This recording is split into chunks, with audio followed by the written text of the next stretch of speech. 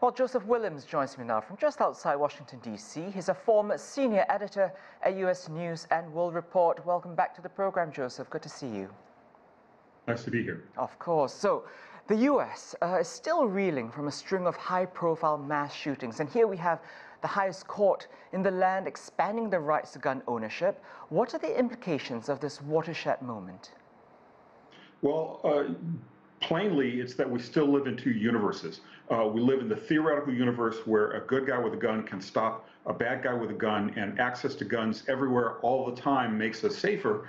And then we live in another universe where we've got Parkland, Sandy Hook, Buffalo, Uvalde. The list goes on, and the list will continue to grow because of this in part because of this Supreme Court decision. I found it also very interesting that the court hearkened back to the original drafting of the Constitution to get their logic, but in the 1800s, the 1700s, there was no such thing as assault rifles. There were no such thing as handguns. There were no such thing as max capacity magazines. The guns were loaded a bullet at a time, and it often took several minutes to accomplish that. So originalism wins the day, but the logical race continues to go towards the bottom. So for states now that do want more gun control, is there any recourse, any way to get around this and still be able to tighten access to guns? It's going to be more and more difficult. The Supreme Court has set a pretty high bar for banning handguns in places like churches, schools, hospitals even.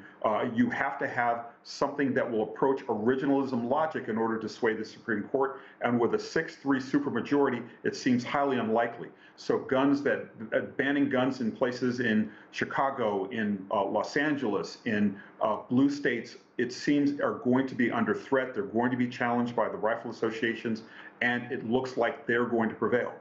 What strikes me the most here, Joseph, is that poll after poll show the majority of Americans calling for greater gun control. So is the Supreme Court simply out of touch with the American public?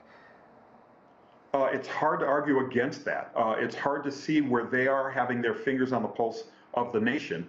They are justices who are ensconced in a court that really has no answering, that really does not answer to the public. The members of the court serve for a lifetime. They can only be removed in the most extreme circumstances, and even then, only if the Congress has the appetite to do it. So they're not answerable to the people, and clearly they do not represent the sentiment of the nation that is still dealing with the aftershocks of so many mass shootings that have taken so many lives and caused such shock and consternation around the globe. And you say they don't answer to the people, but is there a danger then, if the Supreme Court continues to rule against national sentiment, that it loses legitimacy altogether? There is a danger, and we've seen that raised time and again, especially after the leaked opinion on the Casey versus Ferguson case in Mississippi. It's going to be more and more difficult for the court. I know this is a headache for Chief Justice John Roberts, but in this case, he apparently sided with the majority in allowing guns to be carried everywhere at any time out in the open. So the court has a legitimacy problem, even beyond this, dealing with the wife of Clarence Thomas, who has been active in arch-conservative affairs and may have been meddling in the attempt to overturn the election on January 6th. So the court has some real problems, but again, they answer to no one but themselves. And we, of course, are waiting for yet another big decision tomorrow on the issue of abortion. Joseph Williams, former senior editor of U.S. News and World Report, thank you so much. Nice to be here.